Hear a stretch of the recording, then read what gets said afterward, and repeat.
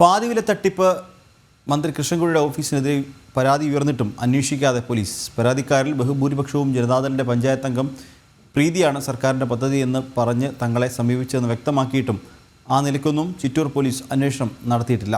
സംഭവത്തിൽ മന്ത്രിയുടെ ഓഫീസിനെതിരെ ആരോപണമുള്ളതിനാൽ കേന്ദ്ര ഏജൻസി തന്നെ അന്വേഷിക്കണമെന്നാണ് BJPയുടെ ആവശ്യം.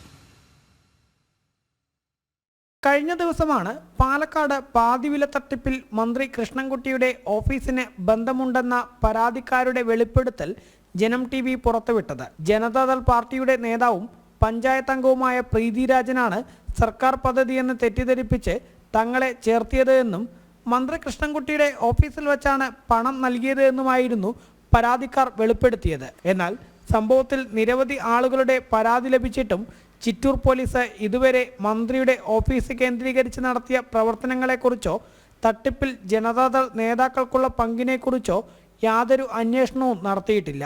മാത്രമല്ല, മന്ത്രി കൃഷ്ണൻകുട്ടിയാണെങ്കിൽ തൻ്റെ ഓഫീസിലെ ആരെങ്കിലും ബന്ധപ്പെട്ടിട്ടുണ്ടോ എന്ന് തങ്ങൾ തന്നെ അന്വേഷിക്കുന്നുണ്ടെന്നാണ് പറയുന്നത്. എന്നാൽ കേസിൽ മന്ത്രി തന്നെ ആരോപണ വിധേയനായ സാഹചര്യത്തിൽ കേന്ദ്ര ഏജൻസി അന്വേഷിക്കണമെന്നാണ് BJP ആവശ്യപ്പെടുന്നത്. ഈ അന്വേഷണം പ്രഹസനം മാത്രമാകും അദ്ദേഹത്തിൻ്റെ അന്വേഷണം. അദ്ദേഹത്തിന് അന്വേഷണം നടത്താനുള്ള എന്ത് അധികാരമാണുള്ളത് വ്യക്തിപരമായിട്ട്? അദ്ദേഹത്തിൻ്റെ പാർട്ടിയിൽ അന്വേഷിച്ചോട്ടെ. ഇത്രയും വലിയ പൊതുപ്രശ്നം ഉണ്ടാകുന്ന സമയത്ത് ഞാൻ അന്വേഷിക്കും എന്ന് പറയുന്നത് ധിക്കാരപരമായിട്ടുള്ള കാര്യമാണ്. തീർച്ചയായിട്ടും ഇത് ഒരു കേന്ദ്ര ഏജൻസിയാണ് അന്വേഷണത്തിന് വരേണ്ടത്. അല്ലാതെ ഈ സംസ്ഥാന അന്വേഷണം അല്ലെങ്കിൽ ആഭ്യന്തര വകുപ്പ് കൊണ്ട് ഒരിക്കലും ഇവിടെ നീതി ലഭിക്കില്ല എന്നാണ് ഭാരതീയ ജനതാ പാർട്ടി ഉദ്ദേശിക്കുന്നത്.